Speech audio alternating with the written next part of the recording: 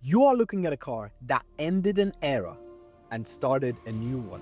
The 2014 Mercedes W05 reshaped Formula One. It marked the fall of Red Bull's 4-year dominance and launched a reign of terror that would define an entire generation of the sport. With a revolutionary power unit, aerodynamic genius, and bulletproof reliability, Mercedes didn't just beat the field, they lapped it. But here's the question: how did they get everything right when other teams were scrambling to survive? Let's break down exactly what made W05 once-in-a-generation masterpiece and the beginning of F1's most dominant dynasty.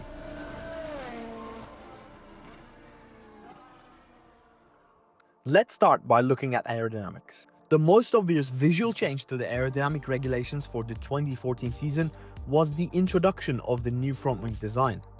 F1 wanted to prevent cars flying during crashes, such as in Mark Webber's incident at Valencia in 2011, where he somersaulted over the back straight, making contact with Heikki Kovalainen. As a result, the FIA drastically reduced the maximum height of the nose from 550mm to 185mm. This led to some odd designs. Many noses, including those of Red Bull and McLaren, involved a dramatic narrowing at the front of the car. Lotus even decided on a two-pronged approach, but Mercedes' design was different. Their front wing was instead built on two pillars at either side of its wide base, with Mercedes going against the design of their competitors. The inverted U-shaped tip at the end of the nose was a unique comparison to its rivals. It was the most successful design. Mercedes also designed complex cascades and end plates, upgrading them throughout the season. The top of the wing worked to reduce the wheel drag.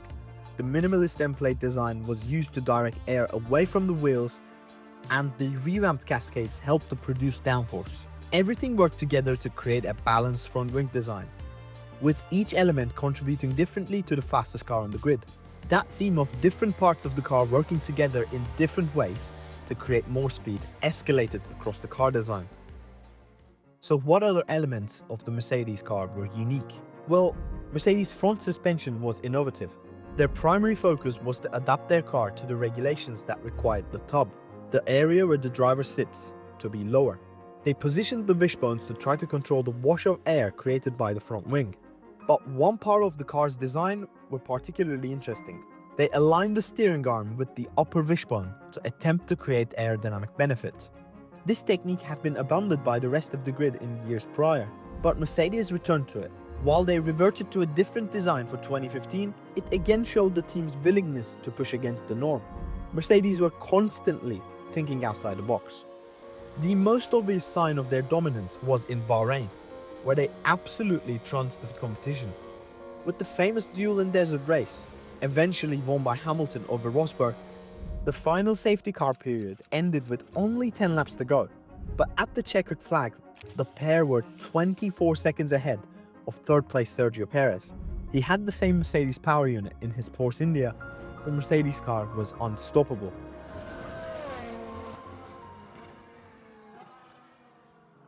The car's aerodynamic design was crucial.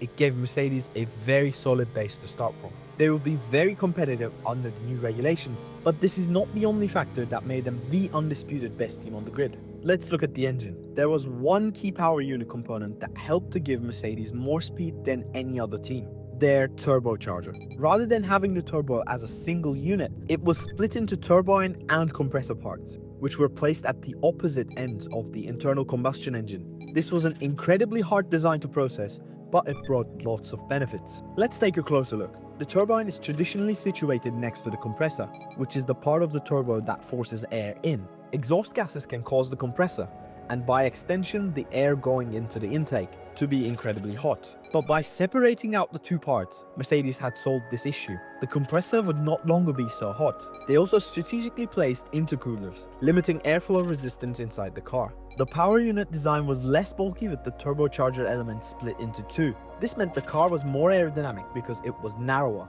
One big change had brought multiple huge improvements to the Mercedes design, but it wasn't easy. In a 2016 interview with ESPN, Mercedes' then engine director Andy Cowell said, "It's bloody hard. In the whole debate, there wasn't one big reason why we should do it, but there were a lot of medium-sized reasons on why we should do it. On the counter side of the table, there was a question of, bloody hell, How are we going to do this? That was the 1,000-pound gorilla. But there was nothing said that it couldn't be done. It was just that it hadn't been done before. And that's quite fun, isn't it? Mercedes certainly had their fun.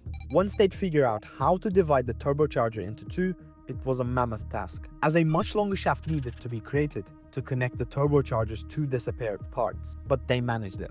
No other power unit manufacturer copied their design. Honda unsuccessfully split their turbo to a lesser extent in 2015, before copying Mercedes' design later on.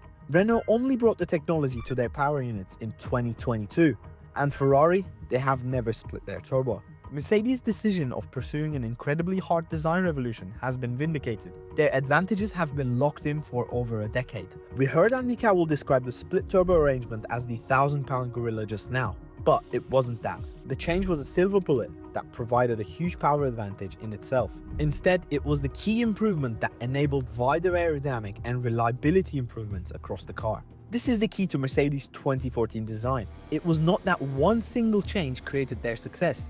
Instead, decisions were taken collectively with every department in mind.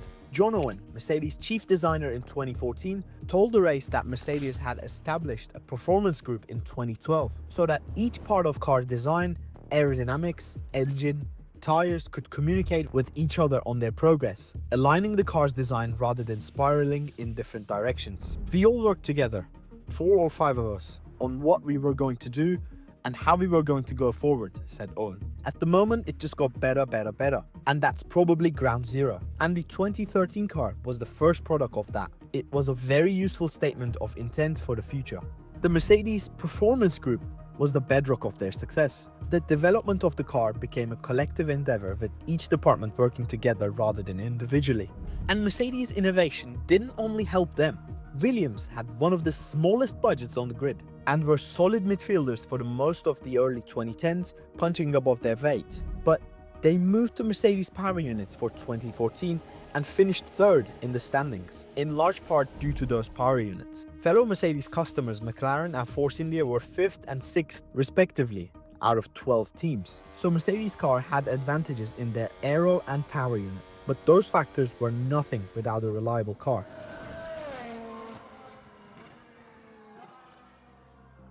Unfortunately for their rivals, Mercedes' car was much more dependable than its counterparts. In fact, this was apparent more quickly than its speed. At pre-season testing, the main goal is to gather data by driving as many laps as possible, rather than necessarily being the fastest car. In 2014's edition of testing, Mercedes only had one issue, when Hamilton's front wing failed on the first day of the test at Jerez. But in stark contrast to the other teams, they had no power unit troubles. The Mercedes power unit was by far the most reliable during pre-season testing across Mercedes and its 3 customer teams. This testing advantage was borne out across the season too. Yes, Mercedes had failures, Hamilton only lasted a few laps in Melbourne, and Rosberg retired from the lead at Silverstone with gearbox problems. Both cars suffered ERS problems in Canada, and Rosberg lost the chance to fight for the title in Abu Dhabi with similar issues. There were also problems in Germany, Hungary and Singapore, but Mercedes were able to minimize their failures in a year where every team struggled with reliability.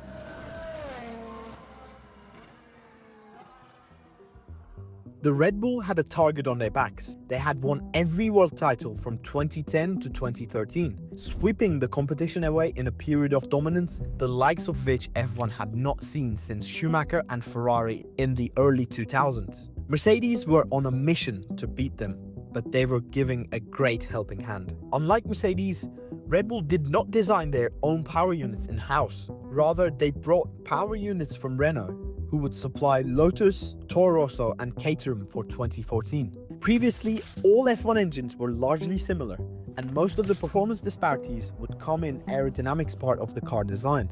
At the start of a new rule cycle, the power units play a part too. This meant Red Bull was already at an inherent disadvantage to Mercedes. The Silver Arrows could directly design a power unit in Brixworth to fit their own car design philosophy produced in Brackley, 28 miles away. Milton Keynes-based Red Bull were forced to work with whatever Renault produced in France, 360 miles away. These distances can be overcome to an extent. They illustrate the upward battle that Red Bull were faced with, whereas Mercedes operated their two bases just a short drive apart down the A43.